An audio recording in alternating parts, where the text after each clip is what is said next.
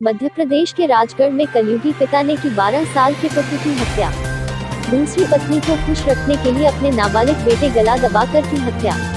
मामला दबाने के लिए किया अंतिम संस्कार। पुलिस ने 3 आरोपियों को किया गिरफ्तार। राजगढ़ जिले के ब्यावरा सिटी थाना क्षेत्र के कोरियाखेड़ी गांव की घटना।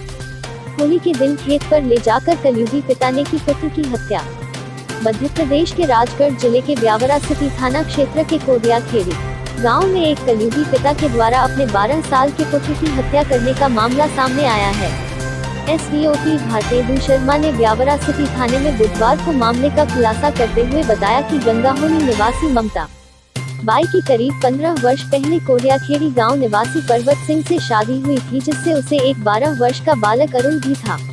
अरुण की ने मां ममता लववंशी निवासी गंगाहोनी ने रिपोर्ट दर्ज कराई थी कि उसके पूर्व पति पर्वत सिंह लोधा एवं उसकी दूसरी पत्नी ममता लववंशी ने मिलकर उसके पुत्र अरुण को मारकर जला दिया, जिसके बाद पुलिस ने मामला दर्ज कर जांच शुरू की और फॉरेंसिक टीम और साइबर एक्सपर्ट की मदद से पूरे मामले की बारीकी से जांच की, जिसमें सामने आया कि पर्वत सिंह की दूसरी पत्नी ममता लववंशी के 2 पुत्र थे। ऐसे में पहली पत्नी के पुत्र अरुण को ममता नहीं चाहती थी। ऐसे में लगातार उसके पति पर्वत सिंह पर दबाव बना रही थी कि या तो अरुण को रख लो या फिर मुझे। इसके बाद लगातार परेशान होने पर पर्वत सिंह ने होली के दिन अरुण की हत्या का प्लान बनाया और उसे अपने प्लान के मुताबिक अपने खेत पर ले गया, जहां उसकी गला दबाकर हत्या कर दी और अपने चचेरे भाई जितेंद्र लववंशी के साथ उसका अंतिम संस्कार कर दिया। वहीं इसकी जानकारी दूसरी पत्नी ममता को दी और कहा कि मैंने तुम्हारा रास्ता साफ कर दिया है। जब इस पूरे मामले की जानकारी पर्वत सिंह की पहली पत्नी ममता बाई निवासी गंगाहोनी को लगी तो उसने तत्काल ब्यावरा सिटी थाने पहुंचकर पूरे मामले से पुलिस को अवगत कराया। इसके बाद पुलिस ने कोरियाखेड़ी गांव पहुंचकर पूरे मामले की पड़ताल की और कड़ी पूछताछ के बाद पूरी पर्वत सिंह टूट गया और उसने पूरी घटना पुलिस को बता दी। इसके बाद पुलिस ने इस घटना में आरोपी पर्वत सिंह, उसकी दूसरी पत्नी ममता बाई, बच्चे चेहरे भाई जितेंद्र को गिरफ्तार कर पूरे मामले का खुलासा किया है। ये 28 तारीख को होली के दिन की घटना है, जिसके अगले दिन एक पर्वत सिंह नाम के व्यक्ति ने, पहले इसकी शादी ममता बाई से 15 वर्ष पूर्व हुई थी, जो गंगाहोनी गांव की रहने वाली थी। और कुछ समय बाद इनका पति पत्नी का जब आपस में कुछ नहीं बना तो ये पत्नी उसको छोड़ के चली गई। मगर इससे जो पुत्र था अरुण, वो पिता के साथ ही रहता था। और कुछ समय बाद इसने दूसरी शादी कर ली, उसका भी संयोग से ममता ही नाम है। उसके 2 बच्चे हुए। तो जो दूसरी पत्नी थी, उसको शादी के बाद जब इसके 2 बच्चे हो गए तो पहली पत्नी का बच्चा इसको कहीं ना कहीं खटकने लगा और अपने बच्चों का कंप्यूटर उसको लगने लगा। तो वो अपने पति से पर्वत सिंह से झगड़ा करने लगी कि या तो इस घर में मैं रहूँगी या ये बच्चा रहेगा। तो वो परेशान रहने लगा पति।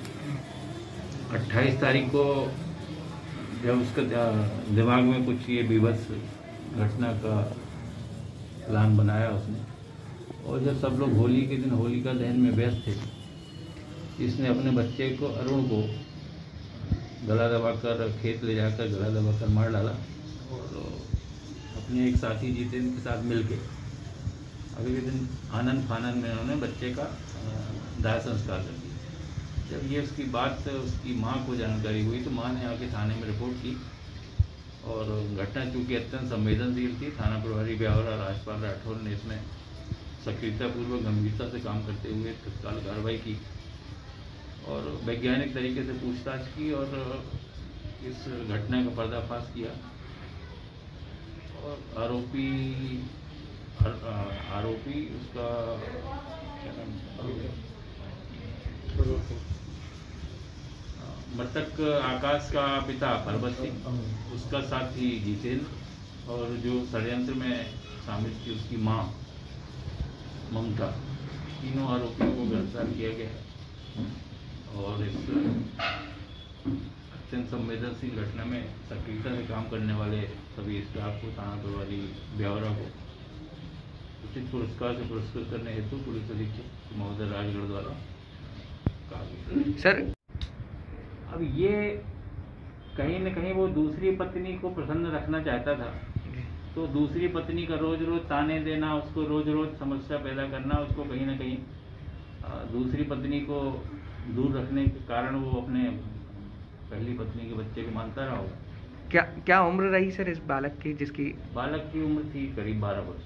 अच्छा, इससे पहले कभी पहली पत्नी के द्वारा कोई शिकायत नहीं की गई इस संबंध में? थाने में तो पहले कोई इस तरह की कोई शिकायत नहीं हुई, आपस में उनकी पारिवारिक कुछ हुई। ये धारा 302, 120 भी, 109 IPC।